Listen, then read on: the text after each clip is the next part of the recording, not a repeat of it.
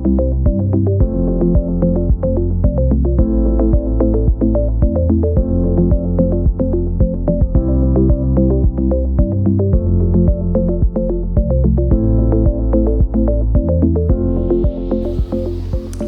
is Infoli's Technology Service Providers Association of Kenya. It has been in existence since 1999. So this year would mark its 20th year in existence.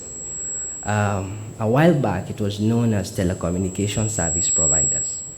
But as of the year 2015, we did a rebranding and we coined it Technology. This is to represent a diverse, growing membership that we have. Some of the main services that have managed us to bring these diverse memberships are that we run the Kenyan Internet Exchange Point. And for those who do not know what an exchange point is a platform where ISPs and MNOs can peer, exchange traffic, keep the local internet traffic local, instead of it going through expensive international links. So basically that's what an exchange does. The other thing we do is policy advocacy. We've had the privilege of working with the Ministry of ICT, and grateful enough, the current minister we have of ICT was our former chairman and founder of TESWOC. So we have really good links and good synergies working with the ministry and the parliamentarians, the MPs in the ICT committee and the Senate. Thirdly, the other main thing we do is capacity building. So from time to time, we get to bring expertise in our field and engineers and share some of the current trends that are going on.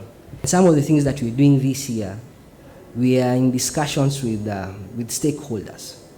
As an association, we love a multi-stakeholder approach. So from time to time, we're invited in by the government to represent the views of the private sector. And this year we are discussing critical infrastructure bill. And out of this, we would like IT network to be treated as a critical infrastructure, just like we treat water, electricity, and given the seriousness and the need to protect it as we protect these services. Because I believe we're coming to a place where IT and internet is becoming a need. And soon we won't be able to do our basic, we're almost there. We're almost realizing that. We won't be able to do our day-to-day duties without internet. So to accord the ICT infrastructure the same right as other essential services would be really an amazing step and a milestone to climb.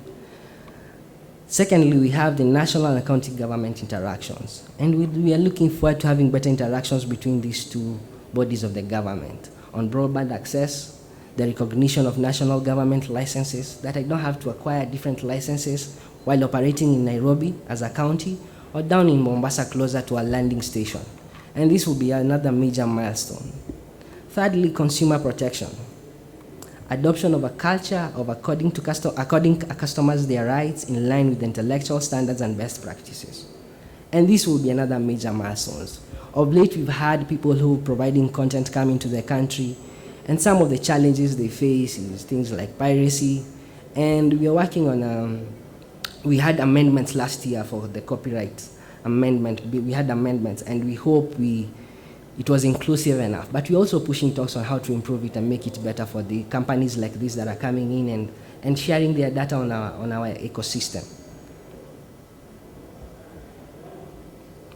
In terms of security and protection of information, we have really looked forward to adherence of international standards in areas of cybersecurity and data protection and access to information. And also, let me just speak a little bit about data protection. We have a bill that is in discussion at the Senate level, and we are looking forward that by this year we'll have a proper ratified bill by the government before the year ends for data protection. What this will do for us as a country and as a region, it will enable businesses that are looking forward to come into the country to play a major role and to access this region via our country. It will give them the confidence they need and the surety they need to set up their businesses. The likes of Facebook are around now. We have them at the exchange. The likes of Google are also at the exchange, and this has enabled us to decrease the price of internet and also the experience of end users in terms of accessibility of internet. So we are really looking forward to having a proper data protection bill that really creates an enabling environment in our ecosystem. So laws governing various sectors need to be adjusted to align to the use of ICT within respective sectors. And some of these major sectors are within education, health, agriculture, manufacturing, and labor. The need to recognize access to internet as a basic human right is far from meriting its place in the hierarchy of needs. Yes, internet and ICT accessibility of these devices has been a growing need, but we are not yet there yet. We are still far from recognizing the importance of this service we need as an enabling factor in our day-to-day lives.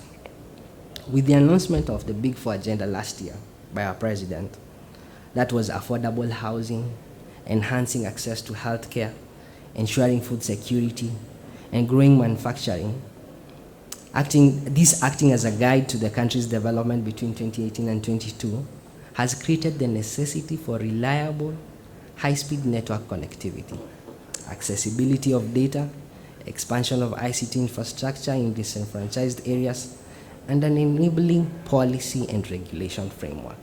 So these are some of the things that we are really looking forward to creating in our ecosystem.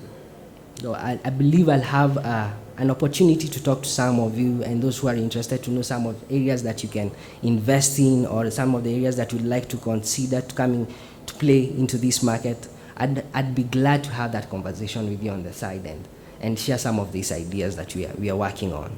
It's a pleasure again for us as TESPOC, as an association, to be given this opportunity to share our experiences and some of the things we are doing. You had mentioned a question I will link to the presentation on ICT and socio-economic development by TESPOC about Google and Facebook having patented nearly all the location applications and so on. Isn't that